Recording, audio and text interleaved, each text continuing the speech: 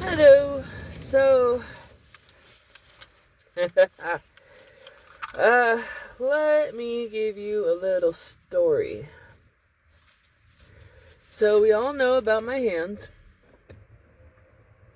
and how much fun those are. Let me paint you a little picture. So, in order to fix the peeling, cutting on my hands, I have to take a steroid, which will eventually suppress my will suppress my immune system. This is not happening. Because, in my opinion, if God gave it to me, who the hell am I to get rid of it? Besides that, I'm on the fence of the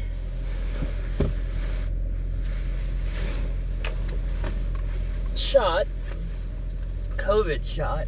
I'm on the fence with that because I've never gotten a flu shot, never wanted one, never needed one.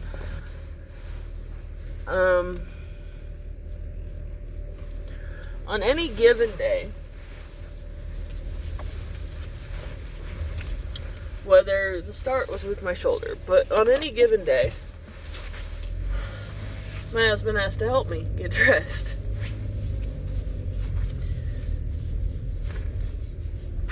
I wear white gloves to work. My outfit's blue and black. Because I didn't think about gloves. I don't work well with them. I never have. But I wear them now because I can put a little bit of lotion on my hands. Now putting them on, the lotion expires. It feels like it, and it gets, they say it stays in the glove, but I have no idea. I'm still working on my diet. I had an emotional day yesterday, so I fell back on a few cookies. Now, mind you, the only sugar I had were 3 cookies. Well, 4, if you count the little itty bitty packet of Fig Newtons. Had 2 cookies in it, plus the 2 cookies from Subway. You know, when you actually say how much fucking sugar you had, it sounds really bad. And I don't know why. That's like guilt or something. I don't know. It's just weird. Well, anyways. So my day. Now, throughout my entire process, I have never really been self-conscious. I mean, it's annoying, and I have a twinge of consciousness of my hands. But no one's ever really brought it up. I mean, kind of a COVID thing, you have gloves on. But it got brought up yesterday.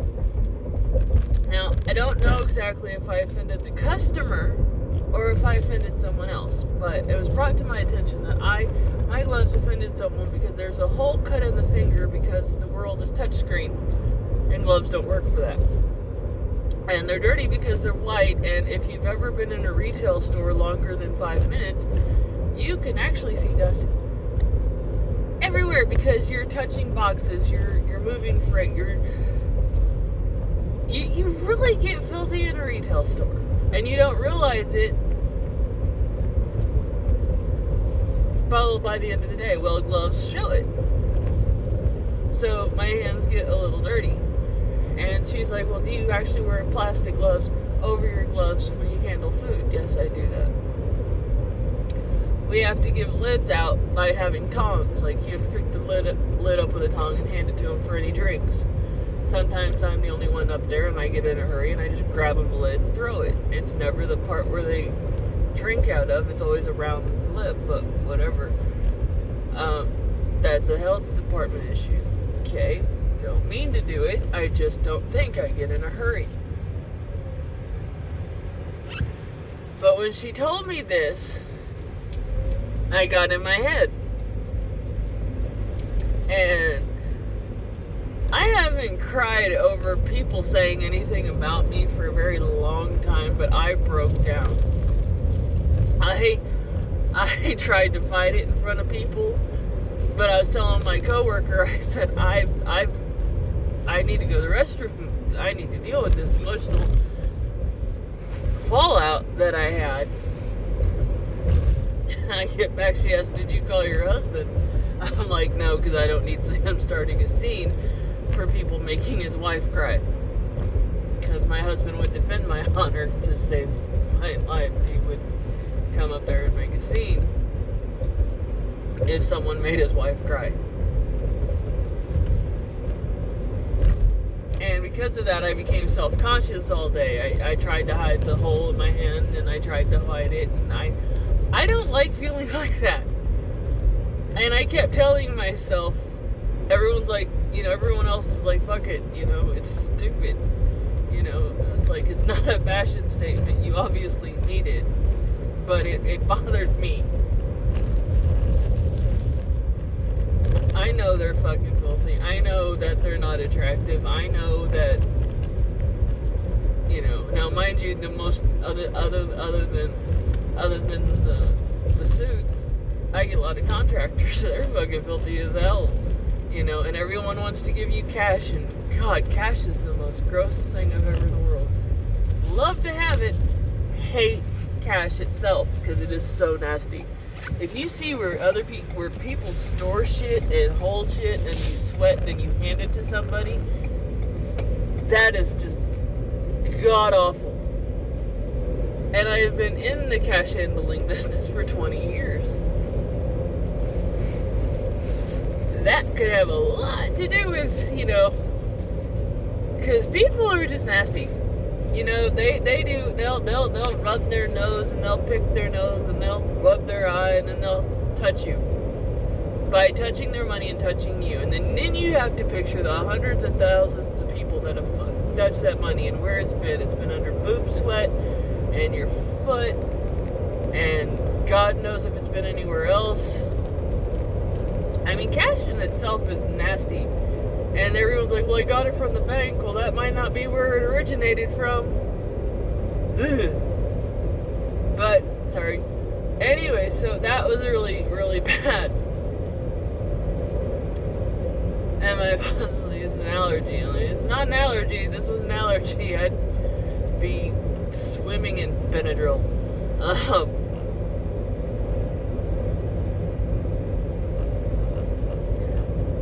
I'm trying to cure it holistically and naturally and with food, and that's going to take time. I did notice, however, I woke up for the first time in a week with cuts, and so I am deducing sugar played a part. It was a lot of sugar, but it was in a small amount. So the amount of sugar I had before cut open my hands a lot. Now, I didn't use the paraffin wax, which I've been using, and it alleviates a lot of the pain. I pretty much had to go give Kurt to the doctor, and he's thrilled because the doctor just he was fucking thrilled with my husband's recovery, his cardiologist, and he was just like, he's like, I work out 5 days a week. I do what my wife tells me to do, and he's damn near back to where he was, and the doctor's like, oh fuck, you listened? It's like, no, I didn't listen. Well, I kind of listened to you, but I kind of listened to her too. It's like, you told me to do, these are options to do, and then she told me to do the rest. And he's looking at me like, wow, she cares about you. And it got me thinking, like, well, what the fuck? You think that other wives don't care about their husbands? No, they just don't know what to do for them. It's an educational thing. It's kind of like with finances. You don't know what to do, so you don't do it. Anyways. But basically, if you picture my day with my hands, I can do a lot of things, and I force myself to do things that cause me momentary amounts of pain. Pulling my hair up on a given day when my hands aren't so rough, they stick to the hair. Tying my shoes is just pun without gloves. Now, because she doesn't want my gloves to get dirty, I gotta wear plastic gloves over the cloth gloves, and then when I touch the food or handle the food, I gotta get another pair of plastic gloves to go over those, or at least pull the plastic gloves off, put these on, and then put another pair of plastic gloves after I get the food. Yeah, my husband's like, that's gonna slow you down. I said, yeah, but that's what they want, so apparently God wants to teach me how to slow the fuck down and not care. But that's my life. You end up having to do what you gotta do to survive if you have shit happen to you. For whatever reason. And see, and that's the thing, is it doesn't matter, right? In the end of all this, it doesn't matter what's happening to you. You have to go on. But it is in the going on that you figure out how to maintain, and you figure out what you need to do. You don't just say it is what it is and stop trying to figure it out. You figure it out within the doing. You manage, you control the inflammation as much as you can.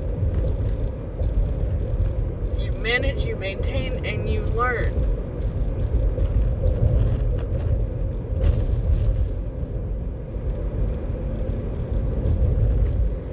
My husband wants me better. And he says, maybe you need to pick another dermatologist. And it's like, I've been to 4 who basically said, we can't help you. The one I went to for a long time, they got in the car at Holloway, gave me steroid shots. And I thought about this. This is how I know that they're dangerous. As I would drop things. Just randomly start dropping things. They were affecting the nerves. They were affecting nerves and they were affecting muscle. Because I never just dropped things. It's nerve damage. So it was causing nerve damage. It was fixing the pain, a temporary pain issue. That, trust me, a part of me just wants the fucking shot. Because they healed it for a few weeks. They're an amazing thing if you can fix it short term, but long term, once a month, twice a month, for at least a good year. A little over, actually. It was going to cause more damage, and I didn't know that. You know, that whole get a second opinion. Well, if the one doctor gives you a solution and it works, I don't get a second opinion. Hence the whole STD thing back when I was a kid and the misdiagnosis there. Your brain starts connecting the dots and you're too stupid to figure out. Your brain's just trying. Someone you think is supposed to be smart and respected like a doctor tells you something. And within a day's time, within 24 hours, your brain will look for reasons and convince you that that doctor's right. And if you're not 100% true skeptic, like you don't trust a damn person. I have a tendency of trusting everybody at first, until you do me dirty. But it takes a long time to realize if doctors do you dirty because you don't get that initial reaction. You don't get that initial, you don't get that. It takes years for shit to happen. Well, it took about a year and a half to realize. I mean, I knew as soon as I dropped something, I was like, what the hell did I drop? And it just kept happening more and more and more. And it was like, it's the shot. I asked him, I said, is there any side effects with this? No. Because you don't think about just dropping shit when you're 80. Because it might happen. Who knows? And he was probably not 80, but Jesus,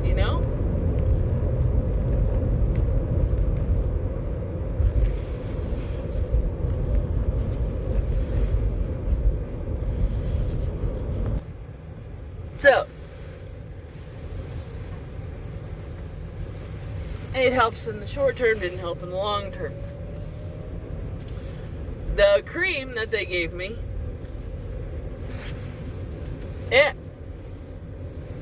it helps get some of the dryness. It's a steroid cream. And it helps. But she said eventually it's going to thin the skin. Okay? I don't have very many skin cells, and what I do ends up getting destroyed within a day. I don't want to thin the skin unless in my freaking skin cells. It gets too bad, I use it. I'm not gonna lie. I use the shit that's hurting because it gets to a point I can't tolerate it.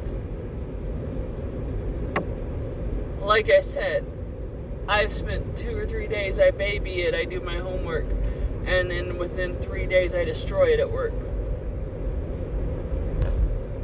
The gloves help. I took them off a little bit because I got self-conscious, and the pain of trying to deal with it and looking at my skin scaling off, again, never bothered me.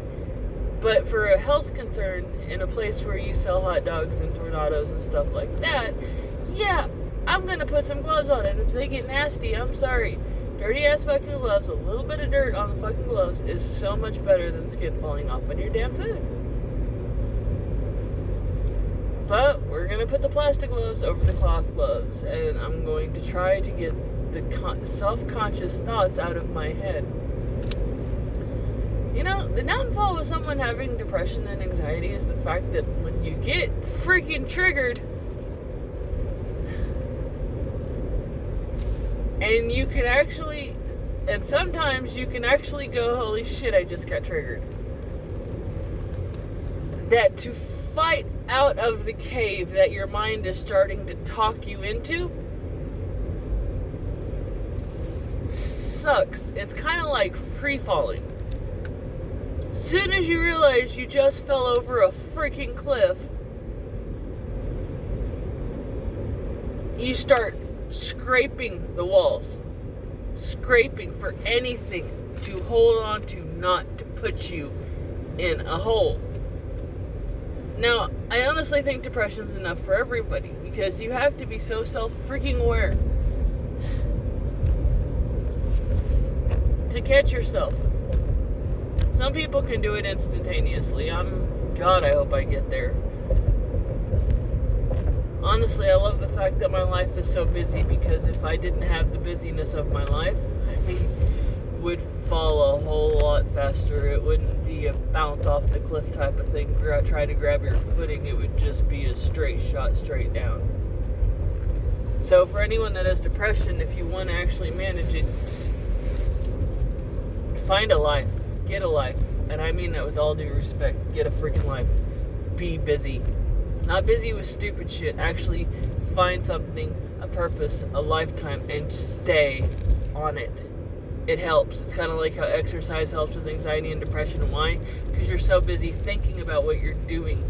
You're putting focus into your form and how many reps you've done and everything like that. That is why, not only because of the actual movement that helps the brain, the thinking of what you're doing and being so in tune to that, or you're listening to high-pitched music or audiobooks or something to keep your mind in a rhythm so you can keep doing it.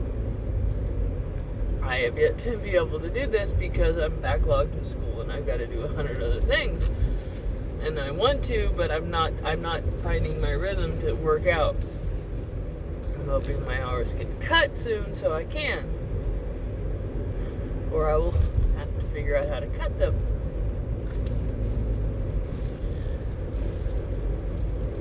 But like I said, I'm not looking for prayers and all that stuff. I'm not looking for pity with my hands. I'm paying the piper of genetics and bad nutrition and stress out the ass and basically a really shitty ass life. I know I have to pay for the life I've led. I know that more than anything else. I know that. But the thing of the matter is, even though you have to pay the piper for the way you live,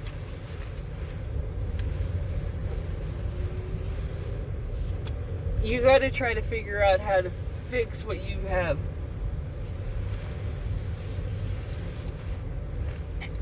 And I suggest, and people that deal with this a lot can probably back me up, don't take no for an answer and actually help and learn to fix it. Because there's a lot of ways you can maintain things.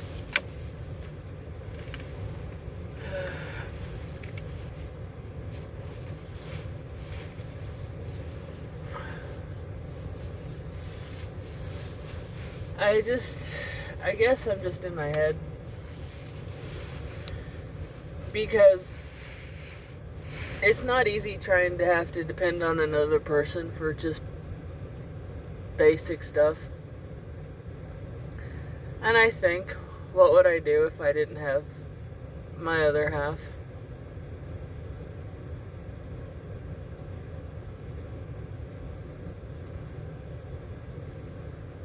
The funny thing is I'm a functioning depressive.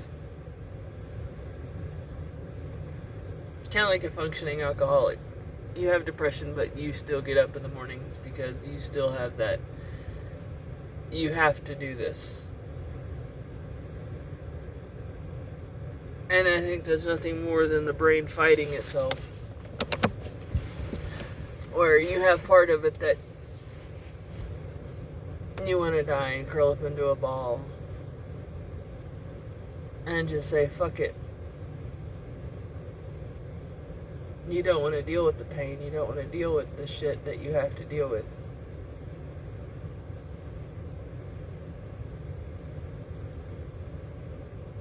And then you'll see some 60-year-old try to pick up a hydroxy cut because she needs just a little bit more energy, and she's just not sure what's in that energy drink, but Bob at work uses it.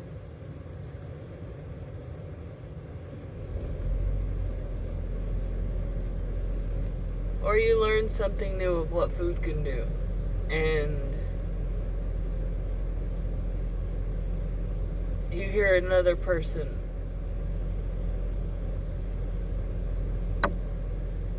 or you go to a doctor and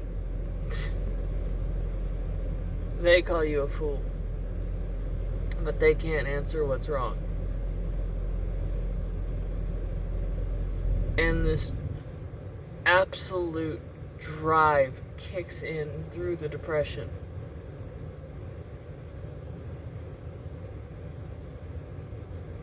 Whether it's to prove them wrong, or you just get so angry at hearing, I don't know.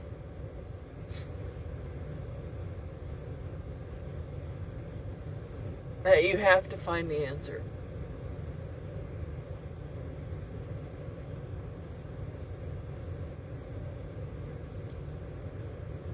Or that you have this idea, this thought that you can't get out. I will never be able to explain the way I feel about this topic and why it drives me so much. Well, why'd you get into this? I don't. There are so many factors.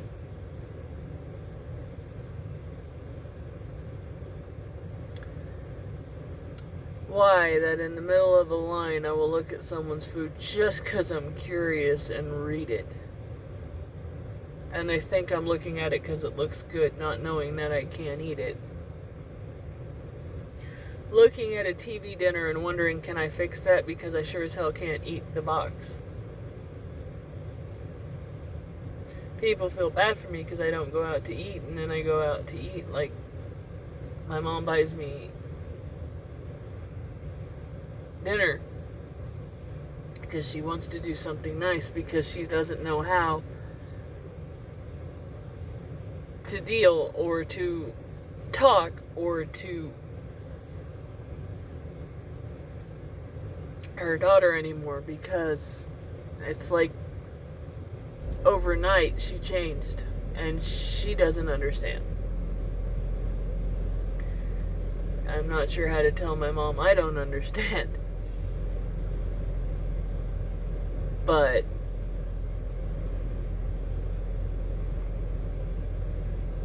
you try to explain to people it's not that I'm going vegan, I just can't eat things because they cause me pain and I want to throw up, and doctors think it's this, but I guarantee you I can eat anything if it's natural. Tomatoes don't do anything to me. Spicy foods don't do anything to me. You put boxed dinner in front of my plate and I will be in a corner and be in pain. Too much chocolate, too much sugar, and I want to just cry.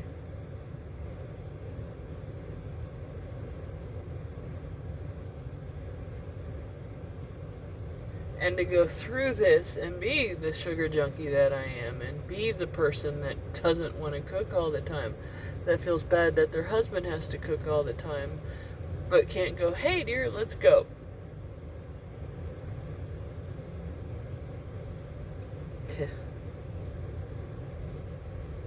And to explain that to a woman that you were just now gonna find common ground. You were just going.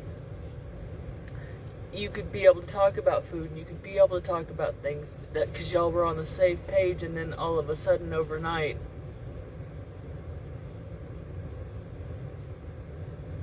everything changes. And try as you might, you can't connect.